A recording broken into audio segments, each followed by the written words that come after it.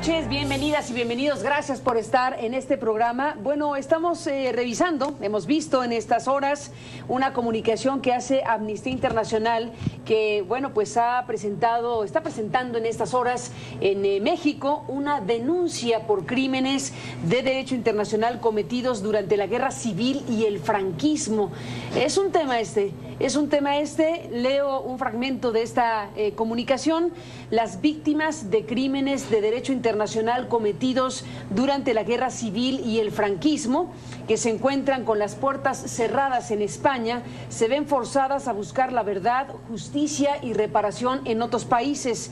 Así lo ha manifestado Amnistía Internacional y la Comisión Mexicana de Defensa y Promoción de Derechos Humanos al respaldar la presentación de una denuncia en México para que se investiguen los crímenes que la justicia española está archivando.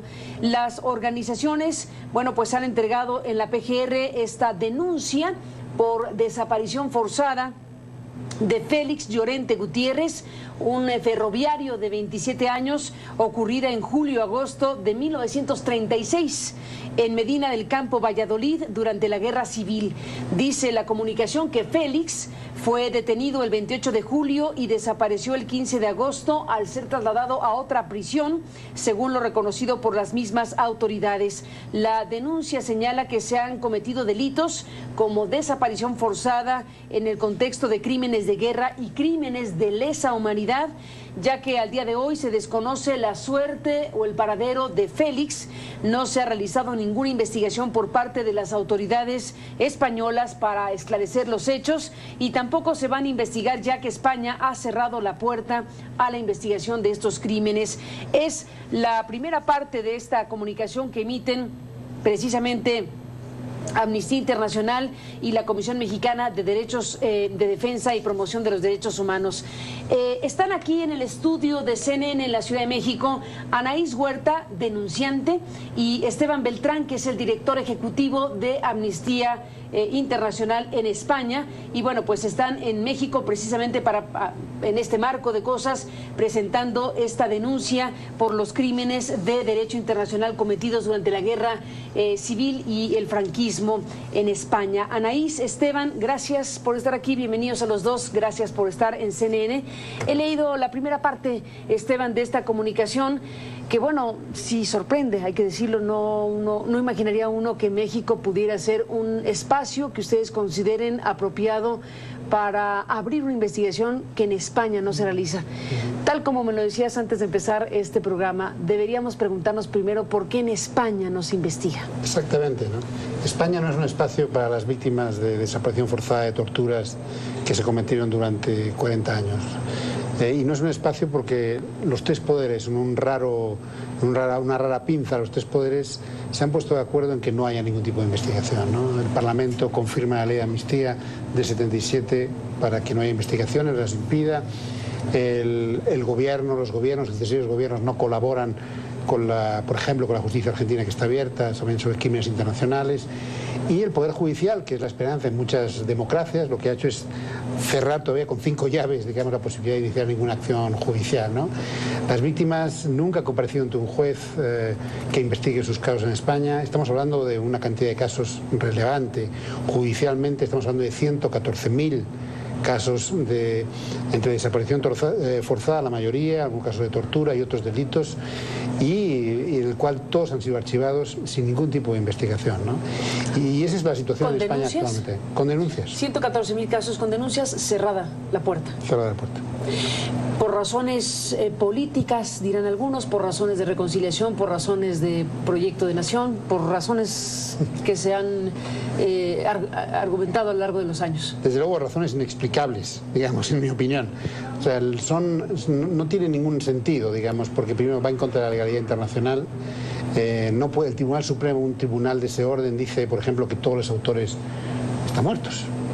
Con lo cual, como todo el mundo sabe, en las investigaciones penales se da la investigación penal y al final se llega a una conclusión de quién es el autor o no es el autor, pero desde el principio no se puede saber si está muerto. ¿Ya se identifica al autor antes de la investigación? Claro, es un poco raro. Entonces hay una serie de razones, eso es la que la ley de amnistía lo prohíbe, con lo cual está desoyendo a todos los tribunales internacionales que dicen que una ley de amnistía no puede ser una ley de impunidad. Y todo esto una tras otra. Entonces, en estos momentos no hay ningún juez en España que pueda iniciar ningún tipo de investigación. Ahora te pregunto, Esteban, ¿por qué en México? Anaís Huerta, tú eres denunciante. Sí. ¿Cuál es tu denuncia? ¿Cuál es la formalidad de la denuncia? ¿Y quién es Félix Llorente Gutiérrez, desaparecido desde hace décadas en España? Pues Félix Llorente Gutiérrez es mi tío abuelo, el hermano de mi abuela. Y pues hace más de 10 años mi padre empezó a buscar en los archivos, cuando se empezaron a abrir algunos archivos en España, empezó a buscar para saber un poco cuál fue el destino de este tío que tenía, porque como pasó en muchas familias, pues no se hablaba del tema, ¿no? Entonces hace 5 años empecé a ayudarlo y hemos ido pues todos los veranos a España a investigar y hemos encontrado bastantes archivos y hasta hemos encontrado un lugar, una fosa común, que es una bodega de vino enterrada, donde hay más de 200 cuerpos y donde podría estar él. Claro, hasta hacer los análisis de ADN no lo vamos a saber. Entonces, digamos que... ¿Cuándo encontraron esa fosa con 200 cuerpos? En 2012. Ya es, o sea, hay mucha gente que lo sabe desde hace décadas, ¿Incluyendo ¿no? la autoridad? Incluyendo la autoridad, pero la autoridad en ningún momento se ha metido... No, nunca, nunca. Entonces, pues digamos que hay mucha gente que nos ha ayudado en esa búsqueda. Habíamos llegado ya a un momento en que no podíamos seguir adelante porque se había cerrado todas las puertas en España, y cuando Amnistía me contactó aquí en México para decirme que quizás aquí podríamos hacer como está pasando en Argentina, dije pues adelante. Cuéntanos qué está pasando en Argentina para poner en contexto esta... Pues hay una querella muy interesante que también empezó pequeñita, o sea, con 3 casos, y ahora son muchos más, y ahora hasta han provocado la exhumación de una fosa en Guadalajara, en España, y una mujer, Asunción Mendieta, que tiene 90 años, por fin va a poder recuperar los restos de su padre, ¿no? Y también han pedido la extradición de varias personas, entre otros unos torturadores, y por el momento España se niega a extraditarlos. Entonces es una querella muy importante, es un país donde ha habido también un exilio español importante, y yo espero que pues en México se pueda hacer algo, porque lo veo muy vinculado también a la lucha contra la impunidad en México sobre el tema de las desapariciones forzadas. Eso se puede ver de diferentes maneras, Anaís, Esteban, el asunto de que ustedes decidan venir a México, o tú en México, pero decidan abrir en México, presentar esta denuncia formal por crímenes de derecho internacional. Déjame verlo de la parte más fea, digámoslo así, de quien diga, bueno, estos son unos ingenuos. En México tenemos decenas de miles de desaparecidos o miles de desaparecidos y una impunidad rampante en el tema de las desapariciones. Venir a decirle a México, ayúdenos, o abran una investigación o hagan lo necesario frente a esta denuncia, o es ingenuidad o qué cosa es.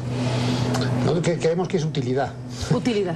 Claro, porque digamos, efectivamente nosotros acabamos de sacar un informe en que hablamos de los desaparecidos en México. Entonces, lógicamente sabemos de la inoperancia de las autoridades mexicanas sobre los desaparecidos en México. Bueno, acaban de presentar sobre Cuauhtémoc y sobre Ayotzinapa. Exactamente. Entonces, pero lo que es importante es que esta denuncia, si sigue adelante, va a permitir también que la gente entienda que se pueden conseguir cosas para México, ¿no? Por ejemplo, la desaparición forzada, los crímenes de lesa humanidad no están recogidos apropiadamente en el Código Penal, no prescriben, o sea, en general no prescribe la ley internacional, en cambio en México prescriben. Si hubiera una decisión de la Suprema Corte sobre este punto, pues afectaría al caso de Félix, pero también afectaría al caso de desapariciones en México, ¿no?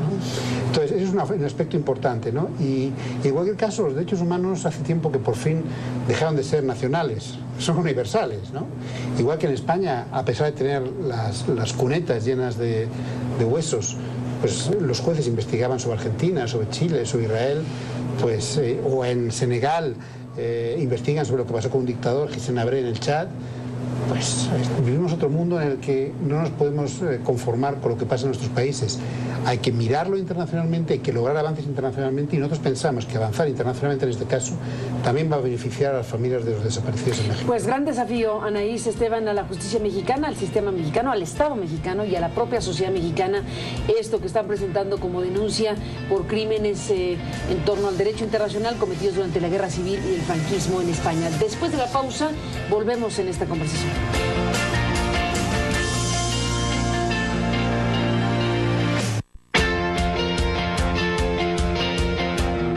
Regresamos a Anaís Huerta, Esteban Beltrán en esta conversación. Decías, Esteban, en el corte respecto a cómo al final de cuentas las víctimas, en este caso las víctimas del franquismo, las víctimas en España, bueno, acaban siendo relegadas. Nunca hay tiempo, nunca es buen tiempo para ellas, nunca es un buen contexto para hablar o hacer algo por ellas. Claro, nunca ha sido el tiempo... O es crisis económica o es... Claro. ¿Qué decías? Los primeros años, porque hubo, digamos, pues se las dejó fuera de todo el sistema, por todos los partidos políticos, había temor a la reacción de los militares, se les dejó fuera.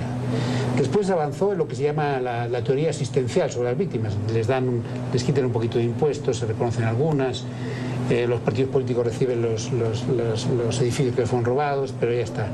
Y después viene la crisis económica, que hay otros temas más urgentes, también de violaciones de derechos humanos, por lo cual quedan fuera. Entonces, nunca hay tiempo para estas víctimas, que son víctimas de desaparición forzada, de torturas a gran escala, de ejecuciones extrajudiciales, de trabajo forzado, de bebés robados, y eso queda en la absoluta impunidad hasta ahora. En este caso, Anaís, estamos hablando de Félix Llorente Gutiérrez como la persona centro del asunto, la denuncia presentada por la desaparición de Félix Llorente Gutiérrez. ¿Cómo conecta a México, digámoslo así, a pesar de que, bueno, además de lo que has dicho de que los derechos humanos no tienen fronteras, no es universal el tema, debe haber un componente relacionado con México en algún sentido para que entonces se active la denuncia? Sí, porque yo vivo en México, radico aquí, o sea, no necesito tener la nacionalidad, tengo la residencia permanente, y por vivir aquí, puedo desencadenar todo este proceso. La sobrina de Félix en México dice: quiero que México haga las diligencias necesarias. ¿Qué se esperaría? ¿Qué tipo de cosas esperarían que ocurran? ¿Qué tipo de diligencias? ¿Qué tipo de procedimientos judiciales? ¿Qué cosa podrían ustedes imaginar? Pues, por ejemplo, un poco como lo que pasó con la querella argentina, que vayan investigadores allá a Medina del Campo y forenses, que podría ser el equipo que está trabajando aquí en México, ¿no? Por ejemplo. Expertos mexicanos, claro, que realizan esa tarea en México podrían ir a España, o esperarían ustedes que vayan a España a hacer diligencias al respecto. Claro, sí, sí. Ahora, ¿cómo funcionaría? Déjame imaginar el asunto a partir de que han presentado ya formalmente esta denuncia ante la PGR. ¿Cómo es que tendría que conectar y cómo lo está haciendo en Argentina, Argentina con la justicia española, para poder abrir la puerta y para poder decirle: voy a buscar en tal lugar? Bueno, digamos que en el momento que se acepte a trámite y se acepte que hay el deber de investigar por parte de la PGR, que estamos hablando que se ha presentado. Que se ha presentado. Hasta ahí vamos. Si no, tiene que aceptar. Sí. Y no solo que se han presentado, sino que tiene sentido y van a investigar. Una vez que investigar, entonces tienen que empezar a hacer diligencias, ¿no? Y las autoridades españolas tendrían que colaborar con las autoridades mexicanas. Hay un acuerdo entre ambos países que exige ese tipo de colaboración. Y en Argentina lo que ha ocurrido, y es hay que prepararse para ello, es que las autoridades españolas han mentido, las autoridades... ¿Mentido? Mentido, las autoridades ¿En qué sentido? ¿Por qué dices eso? Porque dijeron, las autoridades españolas dijeron: no investiguen ustedes en Argentina, que ya nosotros lo estamos haciendo. Entonces es una mentira, porque en España no se están investigando ninguno de estos casos, se están archivando. Entonces, ¿para qué quiere la competencia de investigar si no es para investigar, si es para archivar, ¿no? Están mintiendo. Entonces, y en otros casos, pues al principio, sobre todo el proceso, impedían que las víctimas pudieran testificar en los consulados argentinos y embajadas, luego se corrigió, o sea, ha sido una carrera de obstáculos, ¿no? Entonces, no es que sea una inoperancia, es que hay una decisión de no colaborar con la justicia. Cualquiera que hayamos estudiado algo de derecho sabe que lo importante es que alguien acusado de un delito O bien tú lo juzgas o permites que otros lo juzguen. En este caso estamos hablando de 19 órdenes de búsqueda y captura, ni se ha extraditado ni se ha juzgado a nadie en España. Esta es la absoluta impunidad. Bueno, España ha tenido diferentes capítulos con este tema. El juez Garzón, que es una figura internacionalmente conocida, bueno, en su momento tuvo este capítulo con el caso Pinochet, y ese es un caso emblemático en cierto sentido, en muchos sentidos, y también intentó abrir la puerta a investigaciones en España por los delitos del franquismo. ¿Qué balance haces de las incursiones de Garzón sobre el tema? España, incluyendo estos dos asuntos. Claro, España, digamos, fue la esperanza para muchas de las víctimas de desaparición forzada en América Latina y en otros países.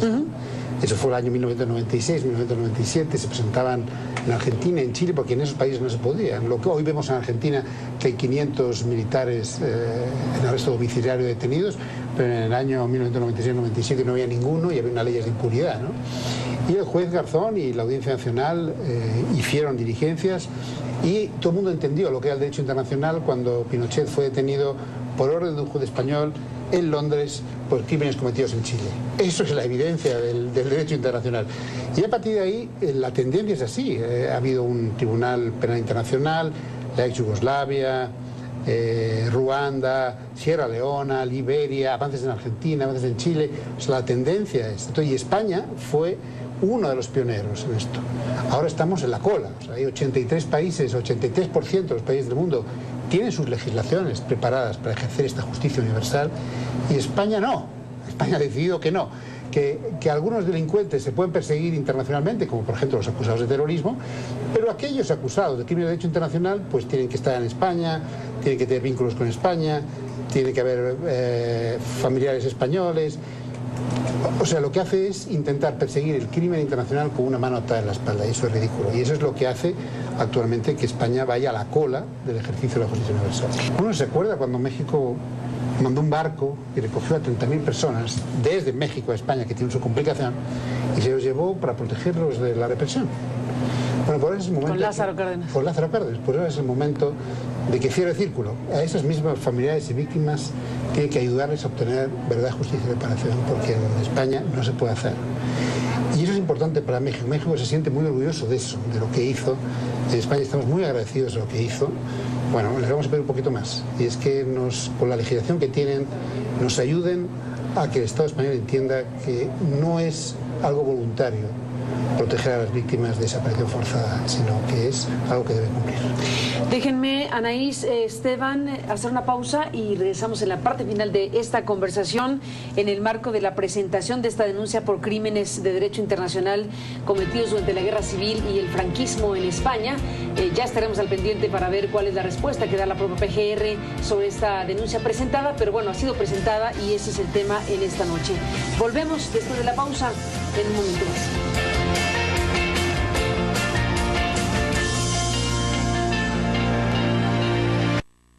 Entramos en la parte final en este programa que estamos dedicando a la denuncia presentada en la PGR sobre este hecho de la desaparición forzada de Félix Llorente Gutiérrez y bueno, pues los crímenes cometidos durante la Guerra Civil y el franquismo. Volvemos con él. Bueno, Anaís, Esteban, entramos en la parte final de esta conversación. ¿Qué dice tu familia, Anaís? Porque ese es un tema, ¿no? El silencio de España en este tema o cerrar la puerta para investigar estos crímenes involucra muchas cosas. Desde luego una decisión política de la élite en España de los últimos años, pero también las familias y lo que significan estos temas para el entorno más inmediato. ¿Qué dice la tuya? ¿Qué dice la tuya cuando abres esta ventana o esta puerta o esta vereda o lo que vaya a hacer? Pues, como en todas las familias de España, pues hay gente de todo tipo de opinión, digamos, ¿no? El tema también, aparte de esta impunidad y de este pacto de silencio, es también el miedo heredado, porque es una región donde sigue habiendo mucho miedo y es lo que nos percatamos cuando hicimos esta investigación, que también yo estuve filmando todo el proceso para hacer una película, y era muy interesante ver hasta qué punto después de 80 años la gente tiene miedo a hablar, incluso familiares de víctimas. ¿Sigue siendo miedo? Sí, miedo. ¿Miedo por qué? Porque tiene consecuencias para ellos muchas veces en su trabajo, en su familia, si hablan del tema. Y claro, eso no se sabe en el extranjero, o sea, que un país europeo en el 2016 siga con un tema tan pendiente. Es decir, ¿no es bien visto por una parte de España abrir la puerta de nuevo? No, para nada. O sea, la gente ya no quiere hablar del tema, mucha gente. Mucha gente. Y yo sí creo que es necesario, y además la experiencia que nosotros hemos tenido es que en los pueblos donde se ha investigado, sin rencores, han hecho un homenaje y son ambientes sanos, donde la gente ya se lleva mucho mejor y no hubo venganzas, fue un reconocimiento de ambas memorias. Y en los pueblos, en cambio, donde no se ha investigado, como en Medina del Campo, hay un ambiente de tensión atroz de repente, intimidaciones. O sea, cosas que a mí en México nunca me habían pasado, en España me pasaron. Pues nos vamos, Esteban Beltrán, como director ejecutivo de Amnistía Internacional España. ¿Cómo cierras este programa? ¿Con qué ideas nos dejas? Que antes, quiero que se pueda aplicar a México y a España, y es para pasar la página antes hay que leerla. Es imposible olvidar si no se sabe la verdad. Y por mucho que pase el tiempo, la gente no se resigna que sus seres queridos estén en cunetas y no saber nada de ellos, además ser acusados de cargos que en muchos casos no tenían ningún sentido. Entonces, para pasar página hay que leer la página. España está viviendo un trance político muy interesante. Desde lejos se ve una efervescencia muy importante de cambio. Bueno, desde luego las últimas elecciones son claras de que el asunto está, bueno, abriendo espacios distintos, digamos así. Ese momentum político-social, ¿piensas que puede abrir nuevos caminos en España para este tema? Definitivamente. No es tema de campañas, como se puede apreciar. No es tema de campañas, pero también, en fin, porque también es verdad que el tema no ha estado desde hace años en la agenda política. Pero es verdad que ese nuevo grupo de gente de diferentes partidos con un parlamento donde no hay mayorías absolutas permite otra vez una cierta esperanza de que esta situación pueda cambiar, ¿no? Nosotros hacemos 3 recomendaciones muy básicas al Gobierno y al Parlamento si quieren realmente cambiar la situación. Una es que la ley de amnistía deje de ser un obstáculo para la investigación. Que la ley de amnistía deje de ser un obstáculo para la investigación. 2, que se asegure, como en el caso de México también, que la desaparición forzada es un delito imprescriptible para que el reloj se pare y se pueda seguir investigando. Y tercero, España es uno de los pocos países que no ha ratificado un convenio de crímenes de guerra y crímenes contra la humanidad de los años 40. Y no lo ha ratificado, ¿por qué? Porque nunca ha querido investigar lo que ha pasado. Entonces, hay una serie de medidas que se pueden tomar inmediatamente que abrirían un poco el espacio para lograr que se conozca la verdadera justicia y reparación. Pues estaremos muy al pendiente de todo este proceso y muy particularmente de lo que pueda responder, de lo que vaya a responder la Procuraduría General de la República con esta denuncia presentada precisamente en torno a este caso en específico de este ferroviario tío tuyo, Anaís, desaparecido hace ya décadas, en 1936. Gracias, Anaís Huerta, por estar aquí en este programa. Estaremos al pendiente de Incomunicación. Esteban Beltrán, gracias por estar aquí. Gracias a ti. A los dos, gracias por estar en CNN y a usted gracias por permitirnos acompañarle. Buenas noches, hasta mañana.